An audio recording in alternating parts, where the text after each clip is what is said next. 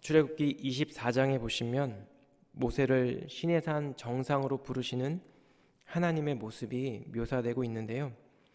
하나님께서는 이제 곧 시내산 정상의 그 자욱한 구름 가운데에서가 아니라 이스라엘 회중 가운데 친히 임하시게 될 하나님의 성소와 성막 제작에 대한 구체적인 설계와 또 제작 방식을 모세에게 말씀해 주시게 됩니다. 그 중에서도 오늘 함께 읽은 이 본문의 말씀은 이 성막을 덮을 휘장들에 대한 말씀을 다루고 있는데요. 이 아침 이 본문의 말씀을 통해 이 성막을 덮는 휘장이 갖는 두 가지 영적인 의미와 교훈들을 함께 나누고 또 은혜를 받기를 원합니다. 이 첫 번째로 성막 휘장은 그리스도 안에 있는, 그리스도를 통해서만 발견할 수 있는 이 참된 아름다움이 무엇인지를 우리에게 알려주고 있습니다. 이 본문의 말씀은 성막을 어떻게 구조하고 어떻게 제작할지를 우리에게 전달하고 있는데요. 이 성막 그 휘장은 기본적으로 4가지 층으로 구성이 되어 있습니다. 그리고 사용되는 재료가 각 층마다 다르다고 성경은 저희에게 전달하고 있는데요. 1절 말씀입니다. 너는 성막을 만들되 가늘게 꼰 배실과 청색, 자색, 홍색 실로 그룹을 정교하게 수놓은 10폭의 휘장을 만들지니. 성막을 최초로 덮는 이 휘장은 가늘게 꼰 배실과 청색, 자색, 홍색 실로 그룹들, 즉 천사들의 모습을 정교하게 수놓아 만들었습니다.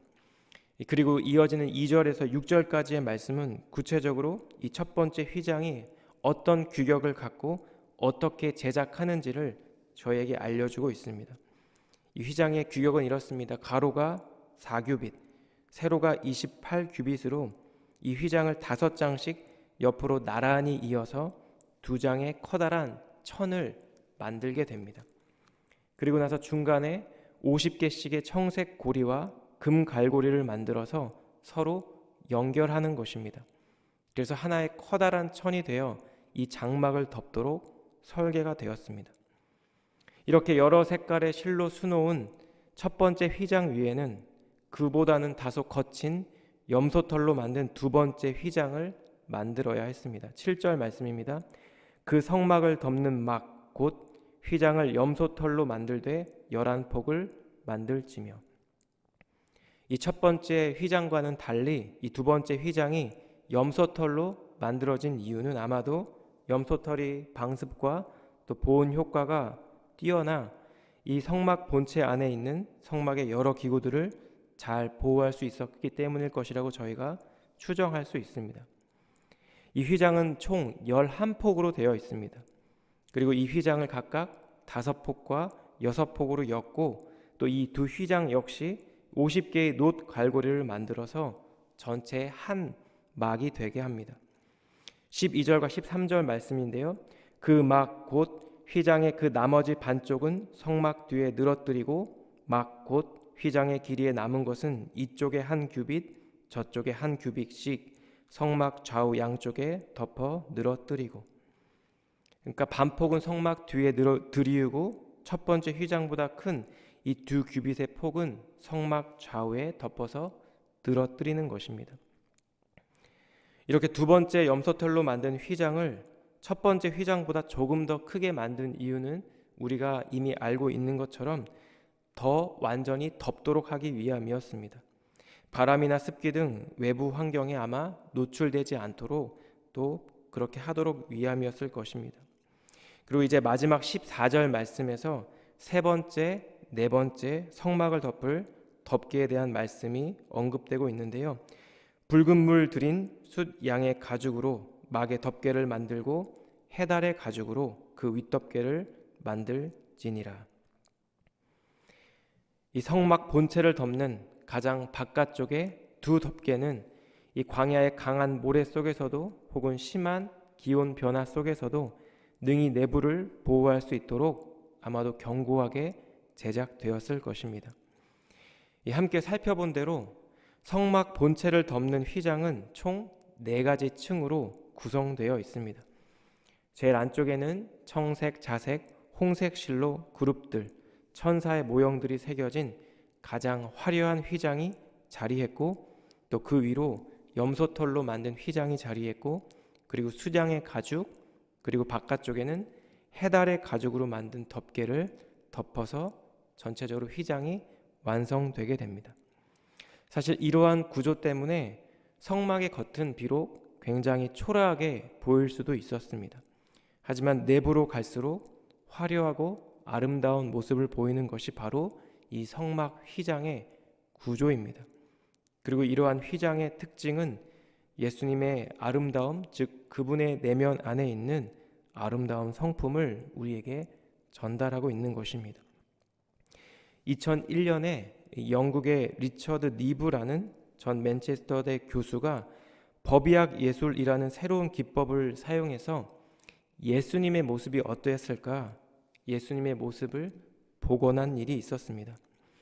이 니브 박사는 이스라엘의 고고학자들이 갈릴리 호수 주변에서 발굴한 예수님과 같은 시대에 살았던 샘족의 두개골 3개의 데이터를 바탕으로 컴퓨터 단층 촬영과 또 디지털 3D 기법을 예수의 얼굴 복원에 활용했는데요.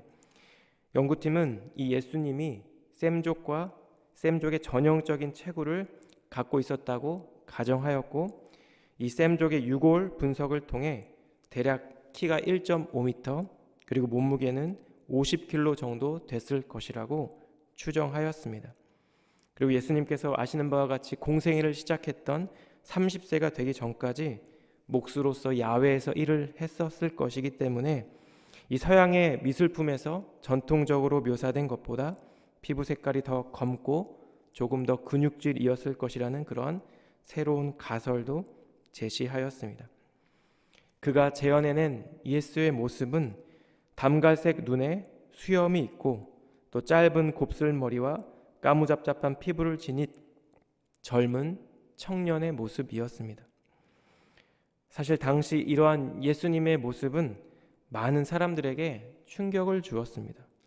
왜냐하면 우리의 뇌리에는 예수님이라고 하면 많은 기독교 영화에서 보여주었던 것처럼 파란 눈에 금발머리를 한 백인의 모습으로 그려져 있기 때문입니다.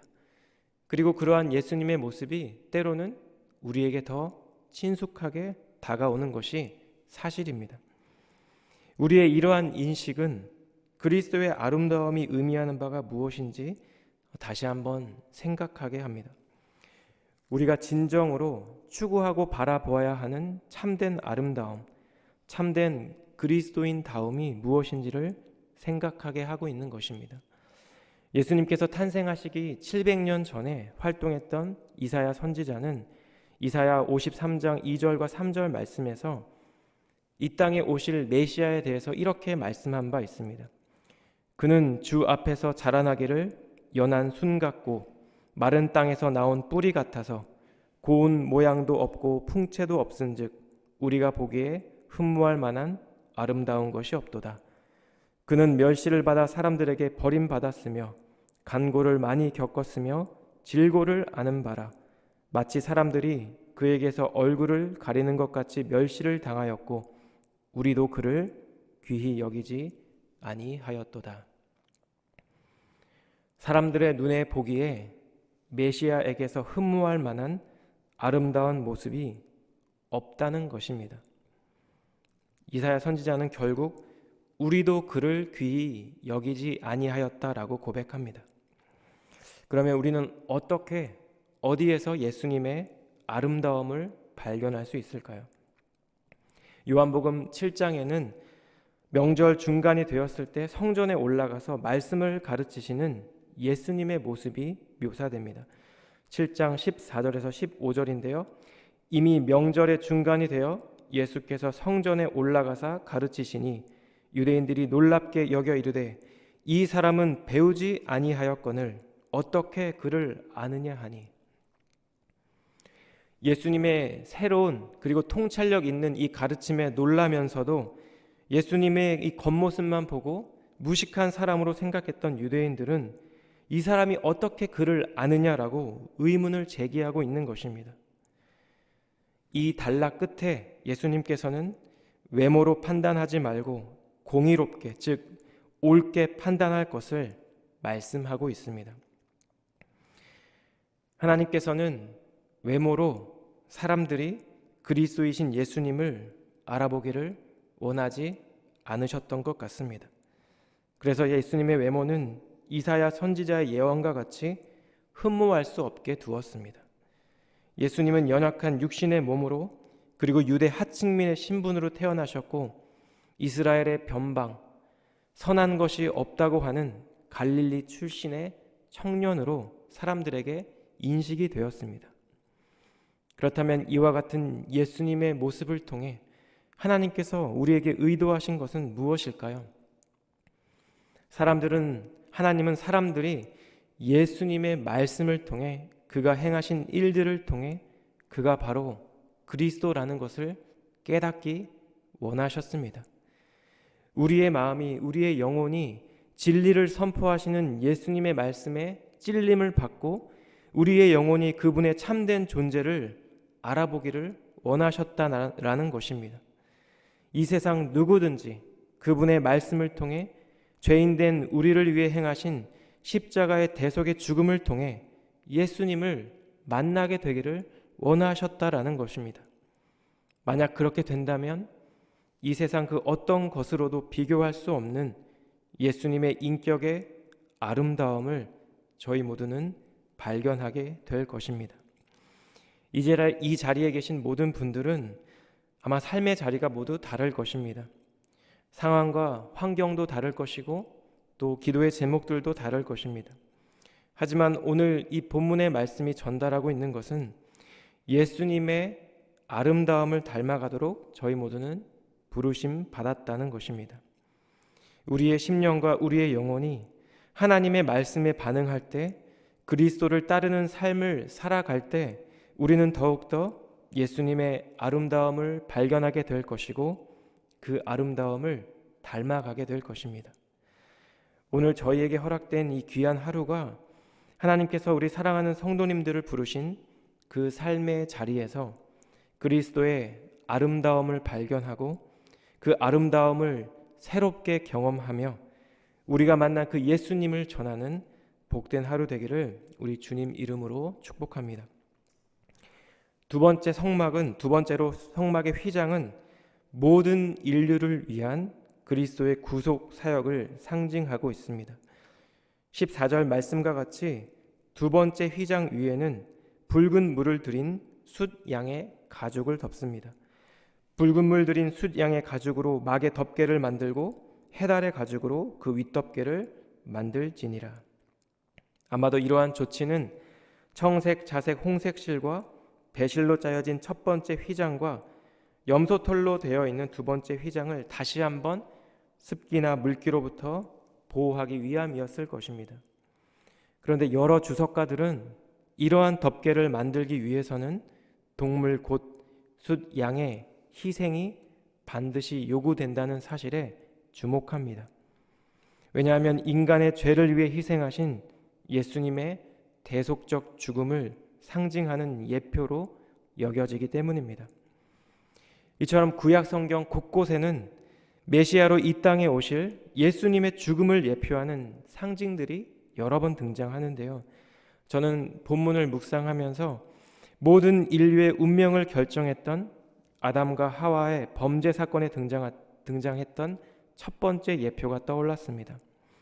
이 세상의 시작과 장엄한 천지 창조의 역사를 증언하던 이 창세기의 말씀은 시작한 지 얼마 되지 않아서 3장의 말씀에 이르러 인류의 최초의 범죄 사건을 다루게 됩니다. 에덴 동산 중앙에 있는 선악과를 만지지도 먹지도 말라고 말씀하신 하나님의 이 명령을 어기고 결국 아담과 하와는 범죄하게 된 것입니다. 이 선악과를 먹고 눈이 밝아져서 자신들이 벗은 것을 깨닫게 된 아담과 하와는 창세기 3장 7절 말씀과 같이 이 자신들의 수치를 가리고자 무화과 나무 잎을 엮어 치마로 삼아 몸을 가리게 됩니다. 그런데 한 가지 이상한 점이 있습니다. 하나님께서는 창세기 2장 17절의 말씀에서 선악과를 먹게 되면 반드시 죽을 것이라고 말씀하셨지만 하나님께서는 아담과 하와를 그 자리에서 바로 사형에 처하는 즉결 심판을 행하지 않으셨다는 것입니다. 이어지는 창세기 3장 8절에서 20절까지의 말씀을 읽어보면 이 범죄한 아담과 하와에 대한 하나님의 심판의 말씀이 설명이 됩니다. 하지만 하나님은 그들을 포기하지 않으셨습니다. 그들을 포기하지 아니하시는 하나님의 의도가 바로 창세기 3장 21절 말씀에 암시되어 있는데요. 여호와 하나님이 아담과 그의 아내를 위하여 가죽옷을 지어 입히시니라. 선악과를 먹고 눈이 밝아져서 자신들이 죄인이라는 것을 알게 되고 하나님의 거룩하신 임재와 영광으로부터 분리된 것을 깨닫게 된 아담과 하와는 무화과 잎을 엮어 입음으로써 자신들의 죄와 수치를 가리려고 노력했습니다. 그러나 죄인은 자신들의 죄를 가릴 수가 없습니다. 해결되지 않은 죄의 영역은 영원히 우리의 영혼을 갉아먹게 되는 것입니다. 이러한 절망적인 상황 가운데 있는 아담과 하와를 위해 하나님께서 행하신 일이 있었습니다. 그것은 바로 아담과 하와를 위해 이름 모를 짐승의 가죽옷을 입혀주신 것이었습니다. 여기에서 옷을 의미하는 히브리어 케토네트는 코트나 외투로 번역되는 단어라고 합니다. 윗몸 전체를 가리고 무릎까지 내려오는 긴 옷을 가리킵니다. 이렇게 하나님께서는 아담과 하와를 위해 가죽으로 온 몸을 덮어주는 옷을 입혀주셨고 그리고 그 가죽을 제공하는 동물의 죽음을 이 사건은 전제로 하고 있는 것입니다. 아담과 하와의 범죄 사건 이후로 이때부터 하나님께서는 모든 인류를 구원할 계획을 세우셨고 구약 성경 곳곳에 있는 예수 그리스도의 구속 사역에 대한 예표들은 마침내 십자가 사건에서 성취되었습니다. 십자가에서 흘리신 예수님의 피로 말미암아 죄를 씻음받은 자는 하나님의 자녀가 되는 은혜와 권세를 얻게 된 것입니다. 이 사도 바울은 로마서 5장 8절에서 9절 말씀을 통해 그리스도를 통한 하나님의 이러한 구속 사역을 다음과 같이 선포합니다. 로마서 5장 8절에서 9절 말씀인데요. 우리가 아직 죄인 되었을 때에 그리스도께서 우리를 위하여 죽으심으로 하나님께서 우리에 대한 자기의 사랑을 확증하셨느니라. 그러면 이제 우리가 그의 피로 말미암아 의롭다 하심을 받았으니 더욱더 그로 말미암아 진노하심에서 구원을 받을 것이니. 우리가 함께 예배를 시작하며 고백했던 이 찬양의 가사와 같이 예수 가장 귀한 그 이름만이 우리의 구원자이시며 우리의 찬양의 대상이 되시며 우리의 참된 왕이 되시는 줄 믿습니다. 함께 나누었던 이 성막 휘장에 대한 이 본문의 말씀을 통해 예수님의 성품 안에 있는 이 참된 아름다움을 닮아가는 저와 우리 사랑하는 성도님들의 평생의 삶이 되기를 우리 주님 이름으로 축복합니다. 말씀 속에 담겨져 있는 이 그리스도의 구속의 은혜와 사랑을 묵상하며 예수님을 더 깊이 사랑하고 또 그분 안에 거하며 우리를 구원하신 그 구원의 감격과 은혜가 더 풍성히 나뉘어지고 고백되며 우리의 삶을 통해 전달되는 복된 하루 되기를 우리 예수님 이름으로 축복합니다. 기도하겠습니다.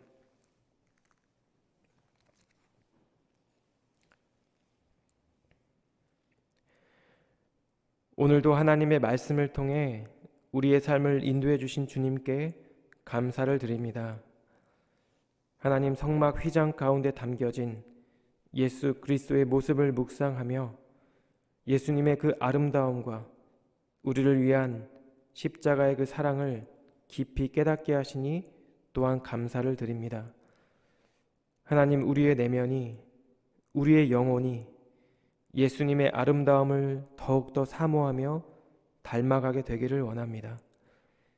우리를 향한 그 구속의 십자가 사랑이 더 깊이 깨달아지고 늘 구원의 감사와 감격 가운데 살아가는 저희 모두가 되게 하여 주시옵소서. 예수 가장 그 귀한 이름을 우리의 입술과 우리의 삶으로 노래하며 살아가는 복된 하루의 삶이 될 수 있도록 하나님 저희 모두를 축복하여 주시옵소서. 오늘 하루도 저희에게 새로운 하루를 허락해 주시고 또 주님께 나아가는 귀한 예배의 시간 주심을 다시 한번 감사드리며 예수님의 존귀하신 이름으로 기도드렸습니다. 아멘.